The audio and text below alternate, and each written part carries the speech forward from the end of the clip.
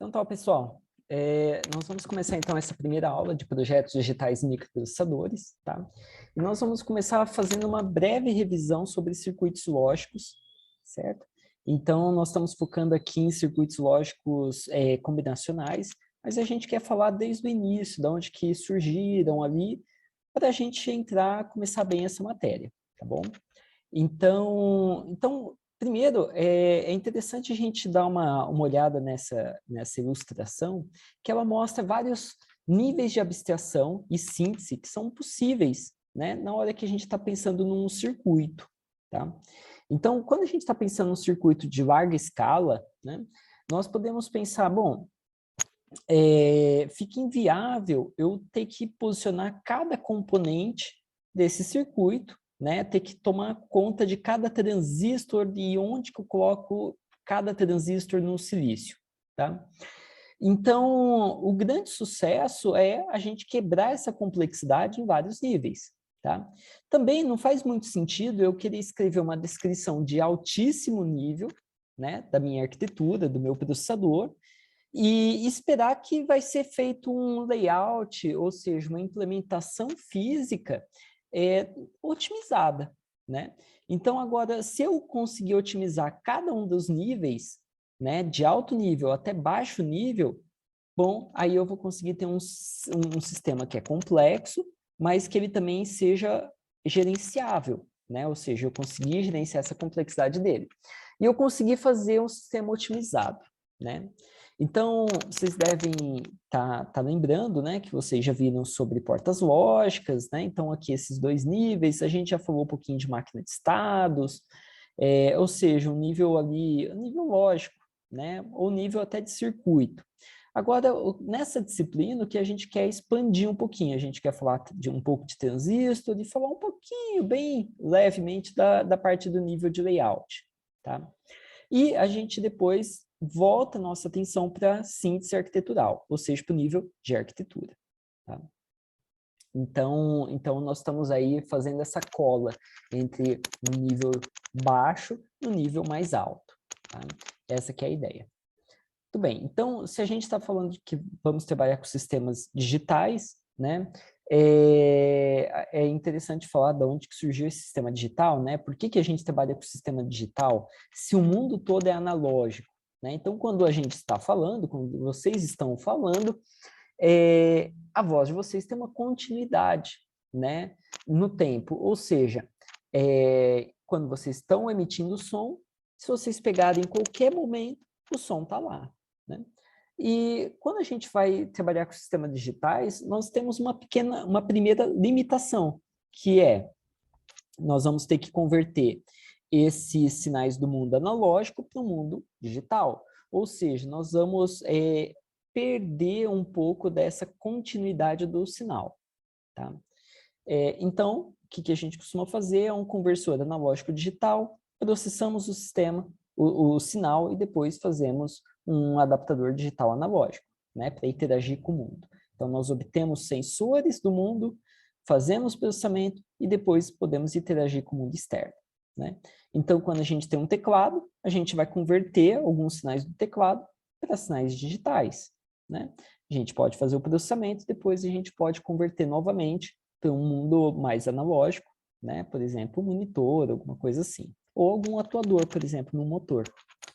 Muito bem. Então, avançando um pouquinho, né?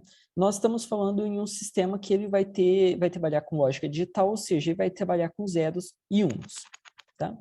E esse 0 e 1, ele pode ser, vai utilizar diferentes tensões, né, de alimentação para representar o 1 e uma tensão diferente para representar o 0. Então, poderia ser 0 volts, 3 volts, poderia ser 0 volts, 5 volts, poderia ser 2 volts e menos 2 volts, né? Depende do nosso projeto, tá? Os grandes sucessos aqui são 0 e 3, 0 e 5 volts, tá? Mas o que nós estamos interessados nessa disciplina mais para frente vai ser o quê? Que esse sinal, ele não é instantâneo, a subida de 0 para 1, ele tem uma curva, né, que ele demora para subir, tá? A gente vai dar uma olhada nisso daqui mais para frente. Muito bem. Então, o que quer dizer, o que eu estou querendo dizer é que nós vamos usar sinais discretos, nos circuitos digitais. Discreto é o nome mais chique para falar que é alguma coisa descontínua, tá? Então, é uma sequência descontínua no tempo. Isso é uma sequência discreta, tá? Ou seja, em alguns instantes, eu vou medir a altura da minha voz, por exemplo, né? É o que o microfone pode estar fazendo agora, e ele vai codificar aqueles instantes qual que é a amplitude da minha voz, né? Na escala que ele consegue detectar. E aí, claro, tem uma área toda só sobre processamento de sinais. E essa matéria não é sobre processamento de sinais, tá? Mas eu acho que faz sentido a gente entender um pouquinho de onde a gente está vindo. Tudo bem. Então, basicamente, a gente vai ter aqui nosso mundo analógico e nós vamos ter uma taxa de amostragem. Ou seja, de tanto em tanto tempo, eu vou fazer uma medição no meu sistema. Legal? Então, ao longo do tempo, eu faço a amostragem. Muito bem. E aí eu posso dividir em quantidades, ou seja, qual a amplitude, ou seja, em níveis, né? Então eu consigo detectar 7 níveis, né, da minha onda sonora. Não, eu consigo detectar 1000 níveis, eu consigo detectar 5000 níveis. Quantos níveis eu consigo? Ou seja, considerando a amplitude máxima que eu consigo detectar e a mínima, quantos níveis intermediários eu vou ter? Tá? Legal. E depois eu posso pensar na codificação, como que eu vou codificar isso, né? E os níveis, eles costumam estar ligados com a codificação, né? Não faz sentido eu usar um microfone de uma ótima qualidade, sendo que eu vou codificar com 16 bits, né? Que não vai ter muitos níveis. A mesma coisa, não adianta eu codificar com 1 milhão de bits, sendo que meu microfone, o meu captador de sinal, ele não é de uma boa qualidade. Tá? Eu estou falando aqui do microfone, que é uma coisa mais fácil da gente entender, né? Mas vocês podem pensar, por exemplo, no medidor de chuva, por exemplo, né? A gente pode falar assim, olha, choveu 20 milímetros. Tá, mas espera lá, choveu do nada 20 milímetros? Então caiu um balde de 20 milímetros na cidade toda? Ah, não foi assim, foram uma chuva que durou algum tempo. Ah, ok. Então, basicamente, você está me dando uma amostra que está considerando todo o acumulado de algumas horas e você está me quantizando quanto que foi, né? Discretizando, então, essa amplitude de quanto que choveu ao total, né? É a mesma ideia. Muito bem. Então, se a gente pensar lá em arquivos de música, arquivos MP3, né, arquivos de áudio, a gente poderia ter um exemplo, assim, que seria, olha, eu tenho uma amostragem de 44.000 Hz, ou seja, eu tenho 44.000 amostras por segundo, né, 44.100, e eu codifico em 16 bits, ou seja, eu tenho 65 volumes diferentes que eu posso armazenar, tá? E em 2 canais, por exemplo, se for estéreo. Tá? Então, não tem nada a ver com a taxa de compressão. Tá? O que eu estou falando não tem o bitrate, né? Eu estou falando realmente quantos bits eu codifico o áudio. Tá? Muito bem. Então, depois que eu tenho esse sinal digital, aí é a hora que a gente vai brincar, que nós vamos fazer um circuito digital para fazer o processamento desse sinal. Tá? Mas é interessante a gente pensar nisso, né? Que quando a gente vai interagir com o mundo externo, nós vamos estar interagindo muitas vezes com um sinal analógico e a maior parte das coisas que a gente está aprendendo aqui não vai funcionar para o mundo analógico. Tá? Muito bem. Agora, comparado com o mundo analógico, nós temos uma facilidade de armazenar informações, porque como que eu ia armazenar uma onda sonora que tem infinitos pontos? Eu ia precisar de um armazenamento infinito, ou seja, inviável, né? Eu também tenho menor suscetibilidade de interferências, tá? Se eu codifico somente 0 e 1, né, eu tenho uma resistência maior para interferências, né? A gente já vai falar disso daqui a pouco. E a gente tem um processamento mais simplificado, né? Pelo menos é a forma que a gente está trabalhando com o processamento hoje em dia, né? Isso aqui no futuro mude. Legal. Então, aí depois a gente tem essa conversão de digital para analógico, que seria a linearização do sinal, né? Que seria, eu tenho esses vários pontos, né? Eu fazer uma ligadura entre esses pontos. E essa ligadura, ela pode ser suavizada, né, para ela não ficar tão, né, tão dura essa curva, né, para ficar mais... Então, depende da aplicação também que eu estou trabalhando, tá? Se é uma aplicação de imagem, se é uma aplicação de áudio, seja lá o que for, tá? Muito bem. Então, legal, a gente já sabe de onde o sinal está vindo e para onde ele vai. Agora a gente vai focar realmente em como fazer os circuitos, tá? Antes, a gente pode fazer algumas perguntas, né, sobre essa conversão entre sinal analógico e digital. Então, será que um sistema digital consegue transportar toda a informação de um sinal analógico? Né? Então, pense um pouquinho nisso. Um sinal digital consegue ter todas as informações que um sinal analógico tem? Né? Bom, e a resposta é não, não consegue transportar toda a informação, porque ele é finito no tempo, ele é discreto. Tá? Então, ele tem uma limitação de níveis, né, e uma limitação de amostragem. Tá? Então, quanto mais níveis, quanto mais amostragens, mais preciso eu vou ter. Mas, claro, eu também vou depender de ter mecanismos que consigam captar com uma boa precisão, né, acurácia. Tá? E muito bem, muito bem. Claro, e se eu quero aumentar essa frequência, né, de amostragem ou de níveis, vai ter consequências quanto à memória, quanto de armazenamento eu vou usar, né? Quanta energia vai consumir, tá? E quanto tempo eu demoro para processar tanta coisa, tá? Então, por exemplo, se os sistemas de telefonia, né, se eles trabalhassem com uma taxa maior de amostragem, talvez a voz ia ficar melhor para outra pessoa, mas eu ia precisar de maior transmissão de dados, eu ia precisar talvez de maior consumo de energia para processar esses dados, então não é um grande sucesso. A gente pode adaptar, né, a amostragem e os níveis de acordo com a operação que a gente está fazendo, qual a utilidade daquele sinal. Tá? Muito bem. Então, falando um pouquinho de níveis lógicos, né, a gente já falou, né, em circuitos sobre nível baixo, nível alto, ou seja, 0 e 1, né? E aí, quando a gente olha um sinal, a gente lembra, pois é, tem uma borda de subida do sinal e tem uma borda de descida, né, a borda positiva e a borda negativa.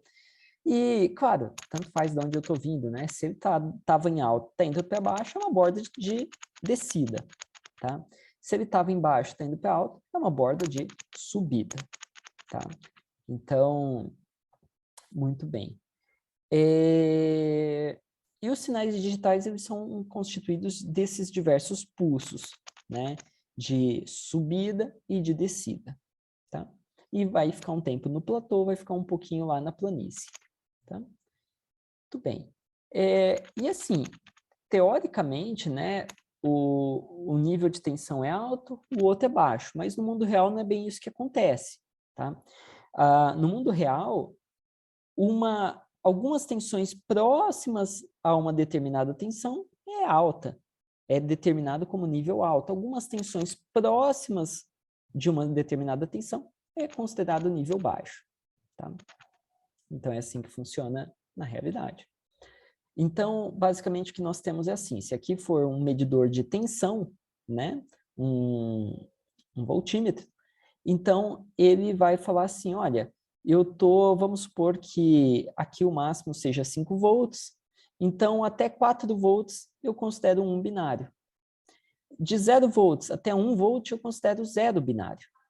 E eu tenho um estado proibido, que é quando eu estou entre 1 volt e 4 volts, tá? Então, eu tenho essas faixas de tensão do meu circuito digital. Tá? Então, essa faixa proibida, ela é inaceitável, mas ela acontece. Tá? Então, ela acontece muito nos circuitos e é uma faixa que nós temos um valor indeterminado. Então, a gente vai estudar mais sobre isso, tá bom? Mas é legal a gente começar a pensar nisso, né? Que, olha, não é instantâneo, tá? Então, quando eu estou subindo esse pulso, ele não é instantâneo, tá? O que ele costuma aparecer é mais ou menos com um sinal assim, onde eu tenho, ele está em 0, ele começa a subir, ó, ele começa a ter essa curva aqui. E ele tem um tempo onde ele fica nesse estado né, nesse estado indesejado do meu sinal. Depois ele fica lá no topo, ele pode ter oscilações, aqui embaixo ele também pode ter oscilações, tá? Mas então ele tem um tempo que ele fica no platô, né, que ele fica em nível 1, e aí ele começa nesse estado indefinido, e depois ele fica em estado 0 de novo, e vai ter oscilações e tudo mais, tá? Então, isso daqui se parece mais com o que existe na realidade dos circuitos digitais. Embora sejam zeros e uns, o sinal digital ele não é perfeito, tá? Ele tem oscilações. E nessa disciplina a gente vai considerar alguns desses atrasos, como esse tempo de subida, o tempo de descida, né? O tempo que o sinal demora aqui até subir essa rampa ou que ele demora para descer essa rampa. E a gente vai entender também por que que existe essa rampa. Tá? Eu acho que isso é importante, né? De onde que ela vem? Tudo bem. Falando um pouquinho mais sobre ondas, né? A gente pode falar ainda das ondas não periódicas e das ondas periódicas, né? A não periódica é essa onda que ela não é definida de tempo em tempo, um tempo exato, né? O que está acontecendo. A periódica é uma onda quadrada, né? Ou seja, ela fica o mesmo tempo alta para o mesmo tempo baixa, e sempre alterna de alta para baixa, baixa para alta, né? Então, a onda periódica ela é mais comum ela é comum nos relógios do meu circuito, né? Então, o relógio ele mantém essa periodicidade, né? E o restante do circuito vai ter um sinal não periódico. Muito bem. E quando a gente começa a falar dessa onda periódica, a gente quer saber qual que é o período dessa onda, tá? E o período é dado em tempo.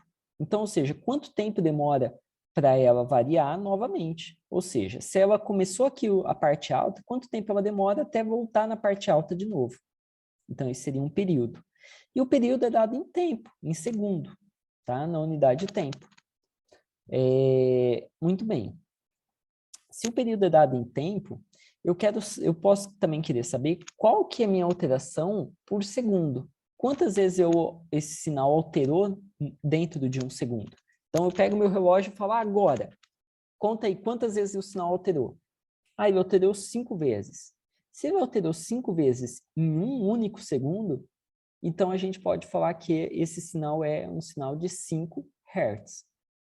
Então, nós temos uma unidade de medida diferente, que é a Hertz, que é a unidade de medida que mede variações por segundo. Tá?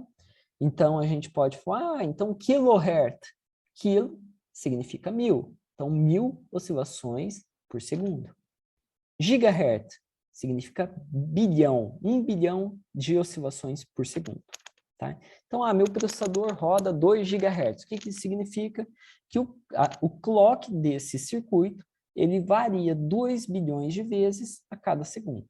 E vai de 0 para 1, 2 bilhões de vezes. Tá? Ou de 1 para 0. Tá?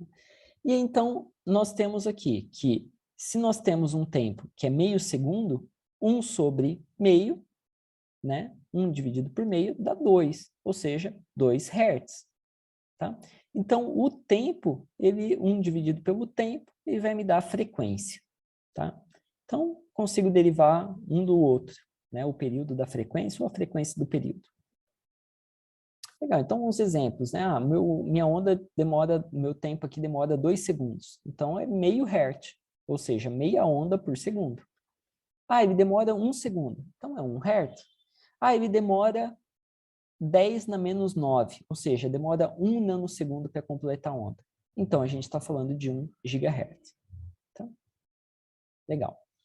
E, bom, e como que a gente começou construindo os circuitos digitais? A gente começou se baseando na álgebra booleana, né? Então, a álgebra booleana, ela é uma forma interessante da gente ver o 0 e 1, né? Ela surge antes dos circuitos, né? Mas é uma álgebra muito interessante. Por quê? Ela tem apenas 2 valores válidos, falso e verdadeiro. Tá? Que depois a gente vai traduzir isso para 0 e 1. Né? Falso é 0, verdadeiro é 1. Tá? Mas o que é legal é isso. Né? E esse filósofo britânico, lá em 1864, né? Em 54, ele fez essa proposta da álgebra booleana. Né? Ele propôs isso. Ele criou essa álgebra booleana fundamental. Então, ele, claro, ele estava fazendo uma lógica que pode ser usada também lá, vai ser usada em vários campos da computação, tá? Inteligência artificial, em vários campos da matemática, tudo mais. Tá? Mas a gente está focando aqui somente em circuitos. Tá?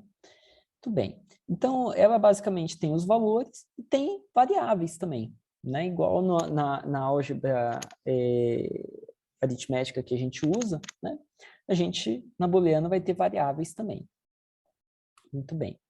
E, basicamente, a gente vai ter as operações básicas, que é a operação E, ou a conjunção, ou multiplicação, são os nomes, né?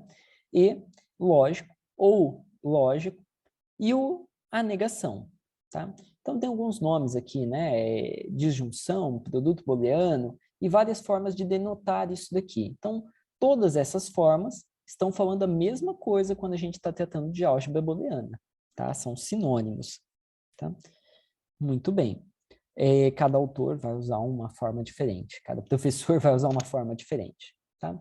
Vamos falar de e, ou e não, tá? Eu acho que faz mais sentido e essa denotação aqui, tá? A multiplicação, a soma e a barra para inversão, tá? E é legal assim, vocês estão, né, vocês sabem programar, então vocês olham lá na linguagem C, ou Java, ou Pascal, e vocês vão achar, ou Python, né? Vocês acham operadores que são capazes de fazer operações binárias booleanas também, tá? Então, lá em C, o e comercial, ou pipe, ou a exclamação, tá? Antes da variável. Ele faz a operação booleana. Muito bem. A tabela verdade dessas operações, né? Então, a operação E, somente quando as duas entradas forem verdades, né? As duas variáveis forem verdadeiras, a saída é verdadeira. A operação de ou, não, precisa apenas que uma ou outra seja verdadeira. Então, para que a saída seja verdadeira. E a inversão simplesmente inverte, né, a negação. Então, se era verdade, vira falso, se era falso, vira verdade. Tá? Muito bem, então, levando para o mundo binário, dando esse salto, né, a gente vai ter basicamente se 1 significa verdadeiro e 0 é falso, então aqui teria as tabelas verdades, né, que nós vamos usar na nossa lógica digital. Tá? Muito bem, e a álgebra booleana, ela tem diversas propriedades, ou seja, foi verificado que, matematicamente, que depois de duas inversões eu tenho a mesma variável. Então, uma variável qualquer invertida duas vezes é igual à própria variável. Então, eu tenho a propriedade de idempotência, complemento, comutatividade, associatividade, distributividade e assim por diante. Tá? E para que elas servem essas regras? Bom, essas regras elas servem para eu poder simplificar um circuito. Porque se eu escrevo o circuito com álgebra booleana, então eu posso escrever através de variáveis e tudo mais. Eu quero um circuito simples. Por que um circuito simples? Porque ele vai usar poucos recursos, ele vai ser rápido, né? Então eu posso utilizar essas regras da álgebra booleana para obter essa simplificação, tá? E uma das regras mais importantes, né, seria a lei de De Morgan, tá? Não é desse daqui, desse Morgan, né? Não é do Morgan Freeman, mas sim do Augustus De Morgan, né? Que nasceu lá na Índia, né? Ele era um matemático e lógico britânico, tá? E essa daqui é a lei de De Morgan, basicamente, que ela é muito utilizada em circuitos digitais quando a gente quer transformar qualquer circuito digital em um circuito que só usa portas NAND ou só usa portas MOR, né? Então, é fundamental a lei de De Morgan para isso. E para as demais simplificações também. Tá? Muito bem, e aí lembrando um pouquinho da precedência, que em álgebra booleana a gente sempre resolve os parênteses, depois a negação, depois as operações de e, depois as operações de ou, né? E a simplificação ela costuma ocorrer a partir da forma normal. O que significa isso? Significa que eu pego uma tabela verdade e eu pego os produtos dos max termos, ou seja, eu pego todas as entradas da tabela verdade que produz uma saída verdadeira na minha função booleana e eu obtenho o max termo daquela tabela verdade. E o max termo, ele é basicamente são as variáveis de entrada com a operação E, né? Então eu faço o produto disso, né? O produto de max termos, que seria a soma de max termos ou o produto de min termos, né? Acho que está aí invertido ali, né? Porque eu vou ligando com ou os diversos max termos, ou eu vou ligando com e os diversos min termos, tá bom? Muito bem. Soma de produtos ou produto das somas, tá? Muito bem. Então, vamos avançando um pouquinho. E aí a gente chega num outro ponto, né, que a gente vê em circuitos, que são os mapas de Carnot, né? E os mapas de Carnot é uma forma mais sistematizada de simplificar uma lógica booleana, tá? Uma forma mais prática. Claro, ela é limitada, por quê? Para eu trabalhar com muitas variáveis, eu vou ter problemas, tá? Mas para trabalhar ali até com 5 variáveis, eu consigo fazer de uma maneira bem boa, usando mapas de Carnot, tá? Mais do que 5 variáveis, eu iria usar algum outro algoritmo, tá? Kahneman-McCluskey, alguma coisa assim. Muito bem. Agora, então, dada essa tabela verdade aqui, tá? Então, o que nós estamos vendo aqui? Uma tabela verdade, que tem as variáveis de entrada, A, B e C, com todas as combinações possíveis, e a função de saída, tá? A função f. Então, se nós nós podemos simplificar com max termos ou min termos, eu prefiro com max termos, tá? Então, nós obtemos o max termo para esses elementos que são a saída 1, tá? Então, nós temos aqui a inversão de A, porque o A é igual a 0, então, se eu inverter A, fica 1.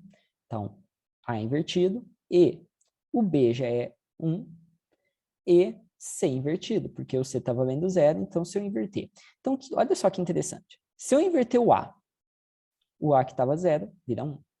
Se eu deixar o B como está, e se eu inverter o C, o que eu vou ter com essa expressão? A saída dessa expressão vai ser verdade, verdadeira. Então, esse é um max termo, né, a forma canônica, de obter esse primeira saída 1 aqui da minha função.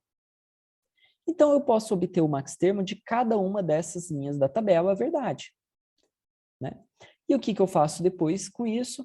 Bom, depois eu posso pegar e fazer o produto, né, entre esses max termos aqui. Ou seja, a operação de ou entre esses termos. Então, se isso daqui acontecer, vai gerar uma saída 1.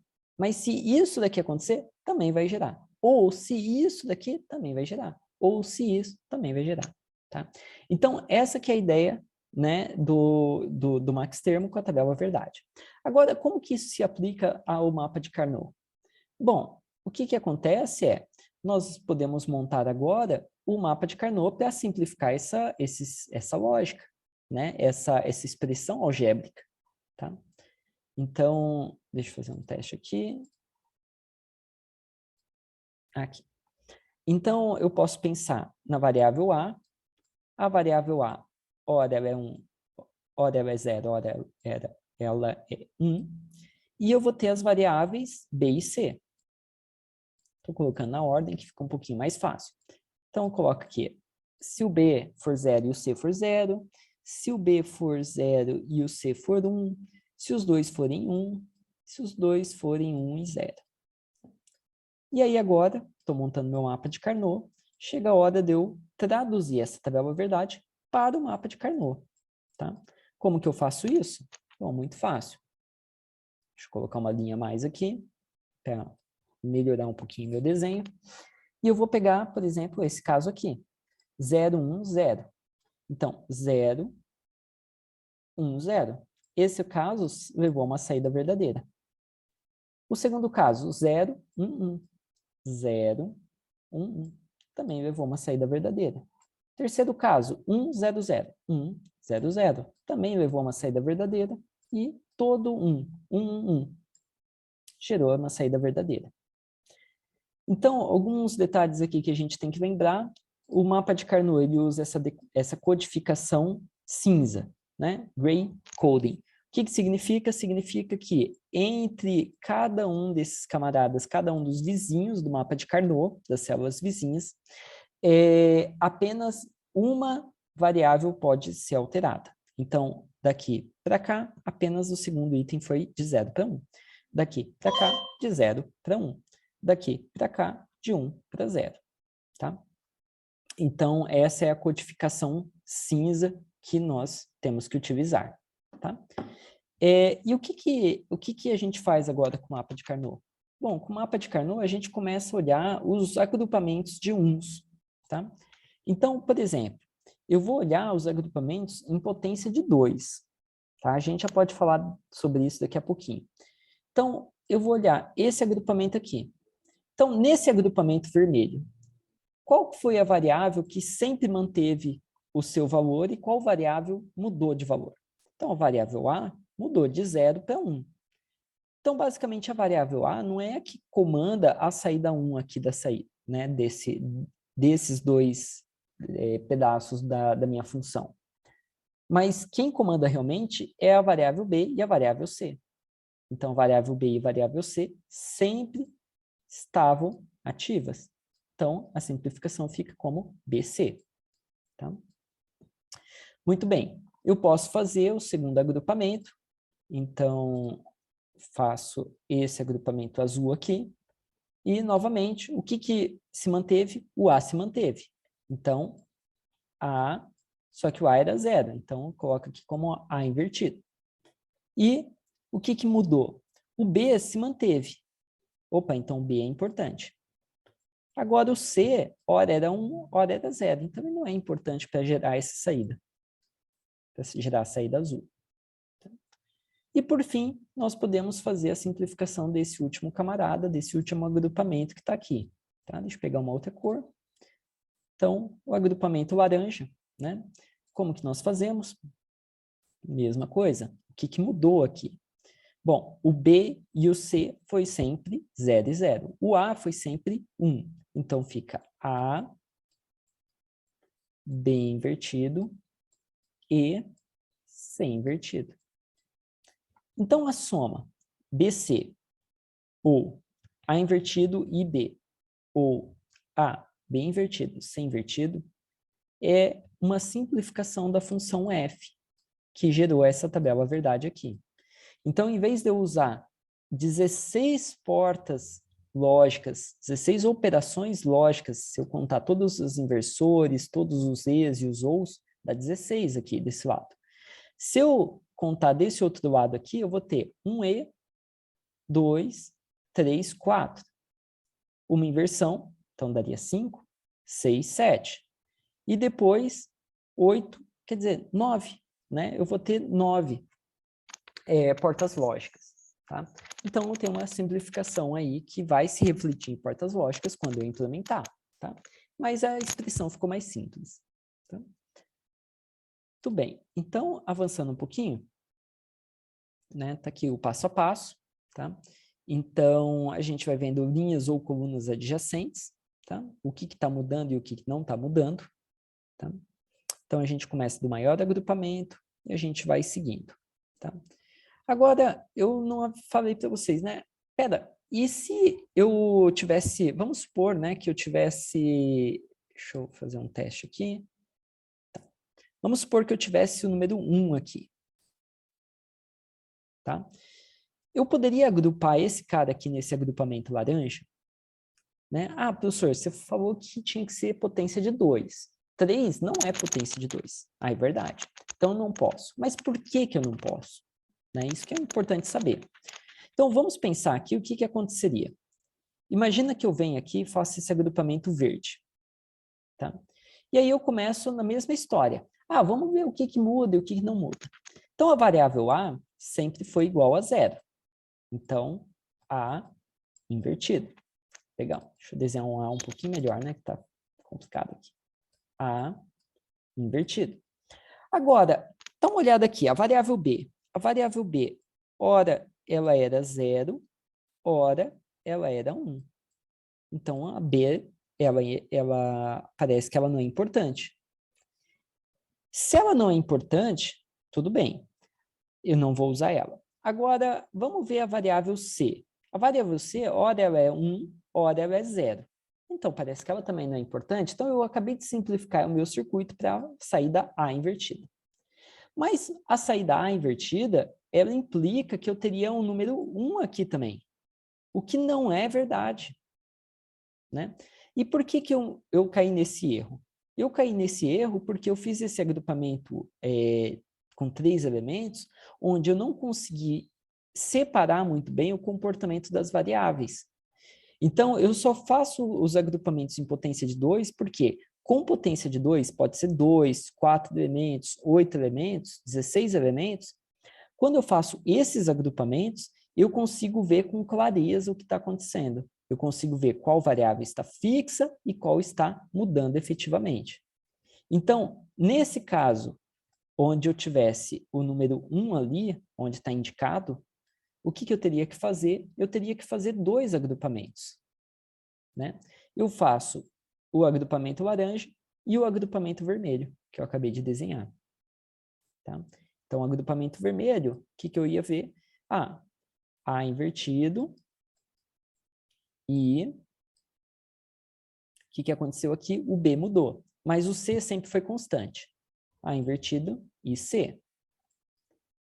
O agrupamento laranja, o que ele me dá? O agrupamento laranja, ele fala que é A invertido e o B sempre foi verdade. O C fica mudando, ó, de 1 para 0. B. Professor, mas eu poderia colocar um A em evidência. É verdade, dá para melhorar ainda um pouquinho mais, tá? Mas somente, se a gente fez um mapa de Carnot bem feito, somente essa parte de colocar em evidência que dá para melhorar. O resto da simplificação a gente já fez, tá? E colocar em evidência é muito mais fácil, né? Tudo bem. Então, avançando um pouquinho mais, tá? Vocês podem tentar fazer essa simplificação usando o mapa de Carnot, tá? Então, parem agora, tentem fazer essa simplificação. Tá? Bom, se você já fez, então aqui está a resposta dela. Tá? Então, a gente pode ver que nós temos esse agrupamento maior, nós temos esse outro agrupamento, né? Então a gente começa pelo vermelho, depois eu fiz o azul, depois o verde, depois o roxo e depois o preto aqui. Tá? Vamos falar um pouquinho mais sobre o mapa de Carnot. Bom, a gente pode também, nós precisamos lembrar que nós podemos fazer o agrupamento entre esses caras que ficam aqui nas bordas, tá? Então, esses camaradas aqui, por exemplo, esses 2 caras, olha só que legal. O que sempre é fixo? A variável A. O que também é fixo? A variável C sempre foi fixa, olha só. A variável B mudou. Então, novamente, no mapa de Carnot, esses 2 camaradas, eles são equivalentes aos vizinhos, tá? Então, a última coluna com a primeira coluna são vizinhas. A primeira linha com a última linha são vizinhos também. Eu tenho que considerar como se fosse uma esfera, tá? E aí, quando eu considero isso, aí eu consigo uma ótima otimização, tá bom? Muito bem. Eu desenhei aqui como cilindro, mas tá mais para uma esfera, tá? Ia ficar meio estranho desenhar uma esfera ali. Muito bem. Tá? E aí nós chegamos nos bits de don't care, né? Então o bit de don't care, ele é uma sequência de entrada para a qual a saída não importa. Por que eu tenho uma sequência de entrada que a saída não importa no meu circuito? É porque essa entrada seria uma entrada que ela não pode acontecer, né? É chamada de can't happen. Tá? Então, seria, por exemplo, essa entrada só vai acontecer quando o circuito tiver um erro, um defeito. Tá? Então eu não vou me preocupar com a saída. Algumas vezes a gente pode fazer um circuito que, nesses casos, a gente também se preocupe com a saída. Né? Por exemplo, se é um sistema sensível, né? Por exemplo, é um sistema médico. Então, se dá um erro, eu não posso jogar qualquer saída. Né? Imagina lá, eu estou fazendo uma bomba de infusão de quimioterapia. E aí aconteceu algum problema lá e aí a saída desconhecida injeta um monte de quimioterapia. Não pode ser, né, eu tenho que seguir, eu tenho que parar, eu tenho que tomar uma atitude certa. Então, esses bits de don't care, eles para algumas partes do sistema, eles podem ser usados na simplificação, tá? Um exemplo seria para a codificação BCD. A codificação BCD é aquela codificação que, usando 4 bits, eu utilizo 4 bits para armazenar os valores de 0 a 9. Mas vocês lembram que com 4 bits eu posso contar de 0 até 15. Eu tenho 15 códigos diferentes com 4 bits, 15 combinações diferentes. Então, para que eu vou armazenar? Eu vou usar 4 bits para armazenar somente 10 códigos. Bom, é uma codificação que eu posso fazer, porque aí eu consigo pegar um número, por exemplo, 199. E o número 199, eu sei que ele vai usar exatamente 3 vezes 4 bits na codificação BCD. Né? Ah, professor, mas não é muito bom para armazenar. Não, não é bom para armazenar, mas é bom para converter. A conversão é muito rápida. Basta uma tabela. A cada 4 eu converto. Tá? Então, o BCD tem essa importância aí. Tá? Então, nesse caso aqui, né, imagina essa tabela verdade, onde eu tenho os valores uns aqui, e eu tenho alguns bits de don't care. O que eu posso fazer para simplificar é utilizar esses bits de don't care, como parte da simplificação. Ou seja, em vez de eu fazer esse agrupamento pequenininho, que daria uma expressão A e B, eu fazer um agrupamento maior usando os bits de don't care. Agora, o que é interessante é, eu não preciso utilizar esse cara aqui, todos os bits de don't care, né? Então, o bit de don't care, eu só vou usar se fizer sentido eu usar, tá? Se não fizer sentido eu usar o bit de don't care, eu não vou usar ele, tá? O último item que a gente vai falar aqui é sobre a codificação Gray. A codificação Gray é essa codificação que a gente usa no mapa de Carnot, tá? Então, essa codificação, ela começa de uma forma bem simples. Eu começo com 0 e 1. Tá? Ah, professor, mas eu queria um código de 2 bits, porque eu tenho 2 variáveis. Então, tudo bem. Vamos agir como se eu tivesse um espelho. Então, de 0 e 1, eu coloco 1 e 0, espelhado. Né? Na primeira metade, eu coloco zeros. Na segunda metade, eu coloco 1s. Se eu quiser 3 bits, eu faço novamente espelhado. Então, aqui ficaria 1, 0, 1, 1, 0, 1, 0, 0. Na primeira metade, 0. Na segunda metade, 1. Então, eu tenho essa codificação onde, entre cada elemento adjacente, somente um bit muda. Tá? E entre o primeiro e o último, também somente um bit muda. Isso é legal, da codificação Gray. Tá? Tudo bem. Então, tem um exercício para vocês fazerem, tá? No simulador, que seria pegar uma codificação BCD, ou seja, usando 4 bits para representar de 0 a 9, fazer um circuito simplificado na menor forma possível, que é sendo o LED E de um display de 7 segmentos. Então, o que é um display de 7 segmentos? Um display de 7 segmentos é um dispositivo onde eu tenho um fio para ligar cada um desses LEDs aqui. Então, se eu acender o LED B e o C, eu escrevo o número 1. Se eu acendo o LED F, E, D, C e G, eu tenho o número 6. E assim por diante. Se eu acender todos, eu tenho o número 8. Tá? Então, se eu tenho um fio para cada LED, meu circuito vai ter um fio para cada LED. Tá? Então, quantas saídas meu circuito vai ter? Vai ter uma saída para o LED A, uma saída para o LED B, uma para o C, o D, o E, o F e o G. Tá? Então, a ideia é a gente fazer um exemplo. Então, somente para o LED E, a gente fazia essa codificação. Ou seja, quando que a codificação BCD tem que acender esse LED E. Tá? Então, faça a tabela verdade, faça o mapa de Carnot e depois implemente no simulador esse circuito. Tá bom? Valeu, gente. Até mais.